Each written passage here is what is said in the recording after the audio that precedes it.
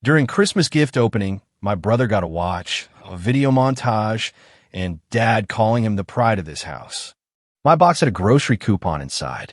Mom laughed. At least it's useful. I sat there until the music started again. Then I took my coat and walked out. My parents spent 31 years showing me exactly what I was worth to them. They just waited until Christmas to put a price on it. My name is Joel Carter. I am 31 years old. I work as a certified public accountant at a mid-size accounting firm in Columbus, Ohio. I've been there 6 years. I own my apartment. Bought it at 28, no co-signer, no family money, no help from anyone. I pay for my own college, my own board exams, my own move across state lines. I drive a 4-year-old truck I bought used. I have a savings account with a number in it that took a decade to build. I'm not saying any of that to brag. I am saying it because I want you to understand exactly where I was standing before I tell you what happened at Christmas. My brother Brandon is 3 years older than me. Growing up, he was the one my parents talked about at dinner. He was the one my father introduced first when relatives came to visit. He was the one my mother called when something good happened in her day. I was present. I was always present. I just was never quite the point. I used to tell myself it was not that bad, that I was reading into things, that families have different dynamics, and mine was not unusual. I told myself that for a long time. Then I started writing things down, not out of bitterness. I am an accountant. I document things. That is how I think. And once I started writing it down, the pattern got very hard to explain away. Brandon turned 16 in April. My father rented a hall. 80 guests, a DJ, a custom cake with Brandon's face on it in blue icing. I remember standing near the speaker system, thinking it sounded like a wedding reception. I turned 16 4 months later. My mother bought a grocery store cake. The candle she grabbed did not match my age. She took a pack of 10s and 1s, put 3 on the cake without counting, and called it done. She forgot to buy plates. We ate standing at the kitchen counter. I blew out the candles, and nobody sang the second verse because nobody remembered the words. When Brandon was 19, he totaled the family car. He had been drinking. He walked away without a scratch and without a single real consequence that I ever witnessed. My father did not raise his voice. My mother did not demand answers. Within 11 days, there was a replacement car in the driveway. Brandon named it. I know the name. I do not know why that detail stayed with me when other things did not. Maybe because naming a car your parents bought you after you wrecked the last one takes a particular kind of confidence that I never had reason to develop. 2 years after that, I was 22 and studying for my CPA licensure exam. The 4-part exam cost me close to $900 in fees and materials. I had the money, barely, after rent and food and everything else, but I asked my father if he could help cover part of it. Not all of it, some of it.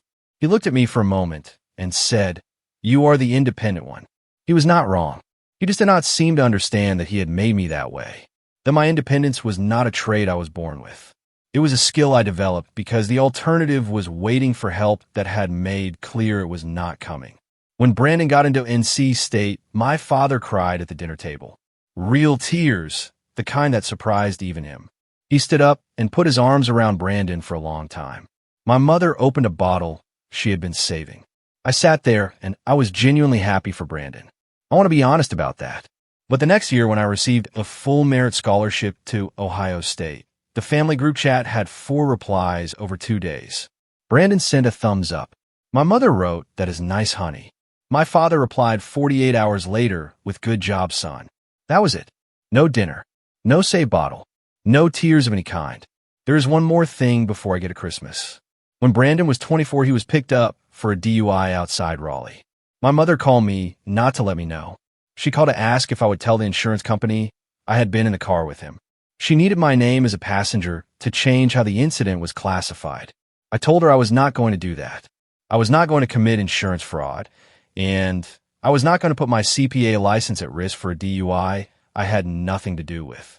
Clearly, without much heat, she did not speak to me for 6 weeks. When she finally called again, there was no apology. She asked if I was coming to Thanksgiving. I said yes. I always said yes. That was the thing about me. I kept showing up. 29 consecutive years of showing up and thinking that if I was present enough, consistent enough, good enough at not needing anything, eventually something would shift. The thing nobody tells you about growing up as the second one is that you do not realize what is missing until you see how it works somewhere else. I went to my college roommate's house for spring break sophomore year. His parents met us at the door. His mother hugged me first, then him. His father shook both our hands and asked what I was working toward. At dinner, they asked me questions about my life like the answers mattered to them. I drove home from that trip confused in a way I could not name for about a week. Then I named it. I had spent 4 days with people who were interested in someone they had known for 48 hours. I had spent 20 years with people who had never been that interested in me. I'm not putting these things in a list to build a case against anyone. I am putting them here because every one of them has a specific memory attached to it. A specific room, a specific sentence, a specific face. I did not forget any of them, and I did not hold on to them on purpose. They just stayed. The way things stay when they matter to you and to nobody else in the room. I kept that observation to myself. I always kept things to myself. It was the skill I developed earliest and the one I got best at. I drove to my parents' house on December 23rd, 2.5 hours from Columbus. I arrived in the afternoon, helped my mother carry in groceries, fixed a cabinet hinge in the kitchen my father had been meaning to get to for 3 months. We had dinner. Brandon was there with his girlfriend, Kelsey. The four of them talked through most of the meal about a spring trip they were planning together. I found out I was not included in it at the dinner table between the main course and dessert through a conversation I was sitting next to but not part of. Christmas morning. Living room. 9 a.m. gifts already arranged under the tree. Brandon's stack was substantial, wrapped neatly, a mix of shapes and sizes, a few with ribbon. My box was off to the side. Small. No bow. It looked like something placed there as an afterthought, which is probably what it was. My father stood before anyone opened anything, connected his phone to the Bluetooth speaker on the bookshelf. A slideshow started on the TV, photos of Brandon from childhood forward. Brandon at 5 in a baseball uniform. Brandon at his prom. Brandon in a cap and gown. Brandon at his firm. My mother was crying by the 4th photo. The song playing was slow and orchestral, and the whole thing ran 4 minutes. I sat with my hands in my lap. Then Brandon opened the watch box. A real watch. Silver face, leather band. Not costume jewelry. Something you wear to an occasion that has weight to it. My father stood again. He looked at Brandon and said it. Out loud. In front of everyone. The pride of this house. Brandon looked embarrassed the way people do when they are not actually embarrassed. Kelsey squeezed his hand. My mother pressed her sleeve to her eye. Nobody looked at me. I picked up my box. It was light in a specific way that told me something before I opened it. I opened anyway, because some part of me was still, even then, hoping to be wrong. A card. A gift card. Something small that still required them to think of me for 60 seconds. It was a grocery coupon. One coupon, folded once down the middle. The kind that falls out of the Sunday paper. My mother laughed. Not cruel, almost automatic. She said, "At least it's useful." I sat with that box in my lap. The music was still going. Brandon was turning the watch over in his hands. Kelsey was photographing it. My father had settled back into his chair with his coffee. The music kept playing. It was one of those instrumental pieces they use in movie trailers, the kind designed to make everything feel significant. It was working on everyone in that room except me. I sat there and watched my family exist around me the way they always had. Brandon laughing at something Kelsey whispered. My mother refilling her coffee. My father checking his phone. 3 feet away, and the distance between us was something I could not have measured with any instrument I have ever worked with. Nobody looked at me. I set the box on the cushion next to me. I stood up. I went to the front closet, took my coat off the hook, put it on. Picked up my keys from the table by the door. Walked out. No scene. No raised voice. No statement. Just the sound of the door clicking shut behind me. I sat in their driveway for 11 minutes. I watched it on the dashboard clock without meaning to. I was not crying. I was not shaking. I was sitting in the cold with the engine off, watching my breath fog and then disappear. Then I backed out and drove home. 2.5 hours. No radio. No phone. Just the highway and the dark. I got back to Columbus a little past noon. Made a pot of coffee. Sat at my kitchen table. I did not call anyone. I did not open my phone. I just sat there and let myself understand something I had been refusing to understand for a long time. The coupon was not carelessness. They planned that morning. The montage took time. The watch cost money. The speech was prepared. They had made deliberate choices about what each of those things meant and who deserved what. The coupon was the last choice in a long line of choices that all pointed the same direction. I finished my coffee, rinsed the mug, and decided, quietly, without drama, that something was going to change. Not to punish anyone, because I was done volunteering for a role that was costing me everything and returning nothing. The week after Christmas, I called my attorney, the one who handled my apartment purchase 2 years earlier. I had 2 things to take care of. First, I updated my will. My parents had been listed as secondary beneficiaries. I removed them and replaced them with 2 friends who have been consistently present in my life. 1 appointment, 2 signatures. Second, I had him send a notice to my firm's HR department removing both parents and Brandon from my emergency contact list. HR processed it without a single question. I called my building's front desk and took all 3 names off my approved visitor list. I had added them 3 years ago thinking it was the decent thing to do. They had never once visited. None of this was announced. No letter. No message explaining my reasoning. No gesture of any kind. I just quietly removed the infrastructure that assumed they were still central to my life. Because they were not. They had not been for a long time. I had just been the last one to acknowledge it. Brandon texted on New Year's Eve. "Hey, you good bro, mom's asking about you." I read it. Set my phone face down on the couch. Watched the countdown alone with a glass of water. Let the year change. Went to bed. My mother called 4 times on a Tuesday in mid-January. I let it go to voicemail all 4 times.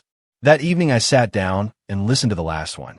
Her voice was controlled but wound-tight underneath. She said, "You embarrassed this family by walking out on Christmas morning. Your brother is hurt. Your father is hurt. You always do this, Joel. You always find a way to make everything about yourself. We gave you a perfectly nice Christmas, and you left without a word. That is not how we raised you." I listened to it twice. Then I deleted it. The thing about that voicemail I kept returning to was the phrase, "You always make everything about yourself." I turned it over for days. Because what that accusation implies is that I had a history of this. That I was someone who regularly centered himself.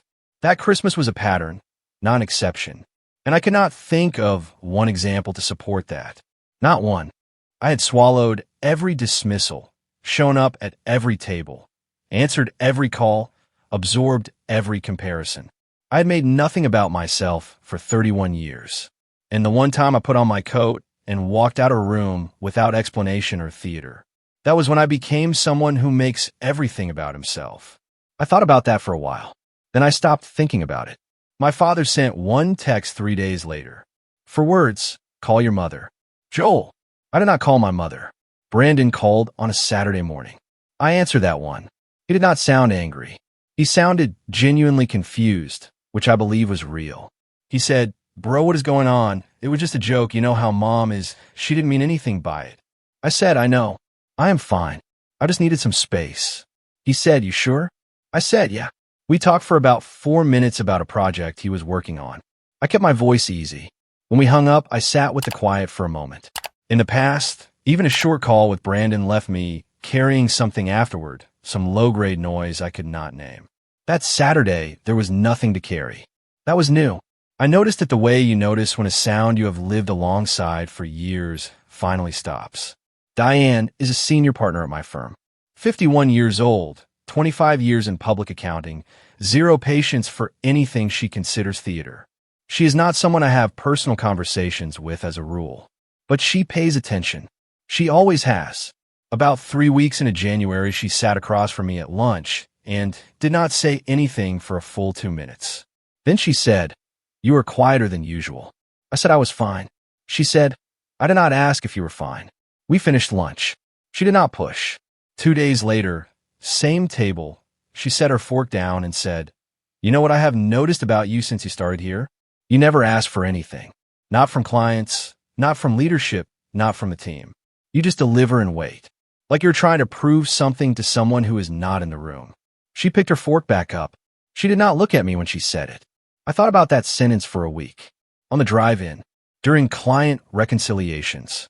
Late at night, when the apartment was quiet and the city noise had settled. She was right. I had spent my entire adult life performing competence for an audience that had already reached its verdict before I ever walked in the door. I had been auditing myself for an audience that had already written their conclusion before seeing a single number. I was done performing. In February, I went through old emails. Not because I was searching for anything specific. I was cleaning out a folder I had not opened in years when a subject line caught my eye. In March of 2019, my father had emailed both Brandon and me about his estate plans. 3 paragraphs. I had read it at the time, processed it as background information, and moved on. This time I read it carefully. Brandon was listed as the primary beneficiary of the family home and my father's retirement account. I was listed as the recipient of, and this is a direct quote, personal items of sentimental value. No dollar amount. No specific items named. Just that phrase, which could mean a coffee mug or a box of old photos or nothing at all, depending on whatever my father decided later. I had never been told this in person. Never been asked if I had questions. It had been emailed like a meeting update, and I had filed it away without fully sitting with what it said. I kept looking. I found an email my mother had forwarded to Brandon in late 2020. She had attached a job listing at a real estate brokerage in Raleigh.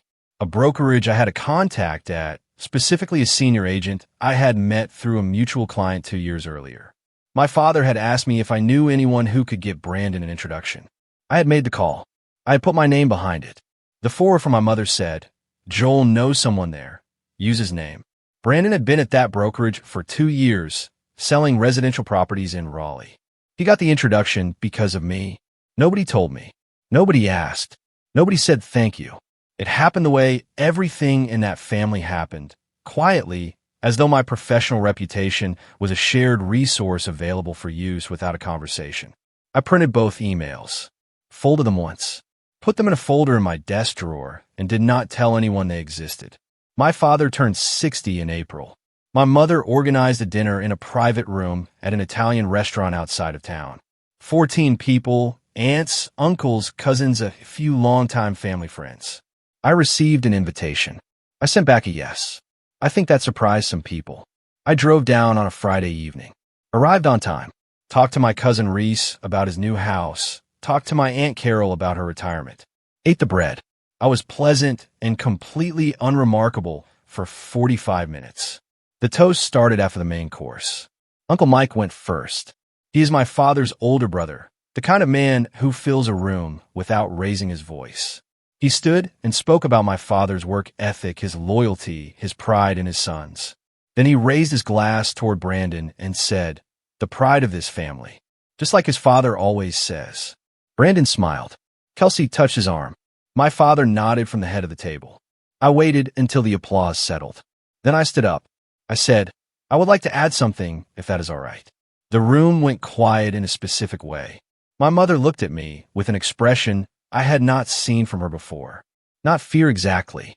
Something closer to the look of a person who has been waiting for a bill to arrive and just heard the envelope hit the mat. I took my phone from my jacket pocket. I told the room I wanted to share 2 things with them. Then I read the email. Slowly, clearly, without adding anything of my own. I read the section about the house and the retirement account going to Brandon. I read the line about personal items of sentimental value. A few people shifted in their seats. I kept going. Then I read the job referral email. My mother's forward to Brandon. Use his name. 2 sentences. A few people at the table had stopped eating. My uncle's wife, Patrice, set her wine glass down and looked at my father. He did not look back at her. He looked at a point somewhere between his plate and the centerpiece with the expression of a man who has just realized that a room he thought he controlled has different walls than he believed. When I finished, I set my phone face down on the table. I looked at my father and I said, "I spent 31 years earning what Brandon received as a given. I'm not angry. I have been past angry for a while now. I just want the people in this room to understand what the actual numbers looked like. Because the story that gets told about this family is not the story I lived inside of." My mother had her napkin over her mouth. Her shoulders were moving. My father's hands were flat on the table. His jaw was set. He did not speak. Brandon was staring at the tablecloth. He had gone still in the way people go still when they realize they are holding something that does not belong to them. My Aunt Carol said quietly, "Joel, I did not know any of this." I said, "I know. That is part of why I am saying it here." I picked up my jacket, thanked Uncle Mike for his toast, and I meant that. Said happy birthday to my father without holding his gaze, and walked out the same way I had walked out on Christmas morning. Coat on. No raised voice. Door shut behind me. I did not know about Uncle Mike until 3 weeks later. My cousin Reese texted on a Tuesday afternoon. He said he was not sure if I had heard, but Uncle Mike had pulled out a joint investment with my father. A rental property they had been planning together for over a year. The deal had been structured. Financing was in place. Uncle Mike walked away. Reese said Uncle Mike had not explained much, just that his read of my father's character had changed. I want to be honest, I did not go to that dinner hoping to cost my father anything. I went because I was tired of a version of our family being told as the full picture when it was only half of one. I went because 14 people in that room had been hearing the pride of this house for years without knowing what the other half of that equation looked like. What Uncle Mike did, he did on his own. I did not ask for it. I did not see it coming. The investment had been valued at around $60,000. My father had been counting on it moving forward. I sat with that for a while. I did not feel triumphant. I felt something closer to tired. The kind of tired that settles in when you've been carrying weight for a long time. You finally set it down, and your arms ache from the absence of it. It is August. I am still in Columbus. In June, I was promoted to senior accountant and handed a state municipal audit, the largest engagement I have managed in my career. It runs 18 months. My name is the lead signatory on the filing. I have a staff of 4 reporting to me on it. Nobody in my family knows this happened because nobody in my family has asked how my work is going in a very long time. I converted the second bedroom in my apartment into a proper workspace. A good desk, a good chair, the kind of lamp that does not make your eyes hurt at 11 at night. Sunday mornings I sit in there with coffee before I open anything else. It is quiet, and it belongs to me, and that combination is something I used to take for granted and have stopped taking for granted. I think about what 31 years of showing up cost me sometimes. Not in a way that burns. More like arithmetic. All the miles driven. All the dinners sat through. All the group chat messages I sent that got 2-word replies. All the versions of myself I bent into shapes that might finally fit whatever frame they had already built for Brandon. I do not regret any particular trip or call. What I regret is the reasoning behind it. The idea that if I was useful enough and low maintenance enough, the acknowledgement would come. It did not come. That is the thing I wish someone had told me earlier. Some deficits are not about your performance. They are about the accounting system. And you cannot fix the accounting system by working harder. Brandon and I text occasionally. Short things, a link, a check-in. I reply, we are not close, and we are not speaking. We exist somewhere between those two things in a space that does not have a clean name. I think that is the most honest version of what we are. My mother sent a card in March. A Hallmark card with a printed verse about family. She signed her name at the bottom. There was no apology inside. I read it once, put it in the drawer where I keep takeout menus and spare batteries, and did not take it back out again until I sat down to write this. My father has not contacted me. Uncle Mike and I have had dinner twice since April. We do not talk about my father. We talk about the city, about projects, about a book he is working through. He picks up the check every time and I let him. It is the most uncomplicated relationship I have with anyone connected to that family, and I have started to understand that uncomplicated is worth protecting. I do not know what my parents say when my name comes up. I do not know if my mother still laughs about the coupon or if it has become something nobody mentions at the table. I do not know what Brandon cares about any of this. He has never asked me directly, and I have not offered. What I know is this. I drove home from their house on Christmas morning and something ended. Whatever I had been waiting for them to give me, some version of acknowledgement, some proof that I had registered as a person worth investing in. I stopped waiting, not because I received it, because I finally accepted that waiting for it was the thing costing me the most. I'm not going to tell you I am healed. There's still moments. A quiet Sunday when it lands differently than it should. Something on someone else's feed, and a feeling moves through me that I do not have a precise name for. Those moments are real. I'm not pretending they are not. but they are smaller now, and they pass faster. And when they pass, I go back to my desk, open my files, and account for things that need to be accounted for. That is what I know how to do. I have been sitting with that question since I walked out of the restaurant in April. Whether reading those emails out loud in front of 14 people was too far. Whether I should have handled it privately, more quietly, with less of an audience. Whether the Christmas walkout was the move of someone who finally had enough or someone who had already made his decision long before December. I do not have a clean verdict on myself. I know what each of those moments felt like from the inside. I know what 31 years felt like from the inside, too.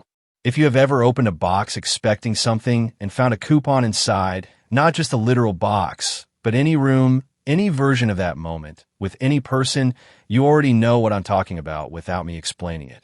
If that is you, share this. Not for me. For the next person who needs to hear that walking out quietly is still walking out. That setting something down is not the same as losing it. Drop your verdict below. I am reading everyone.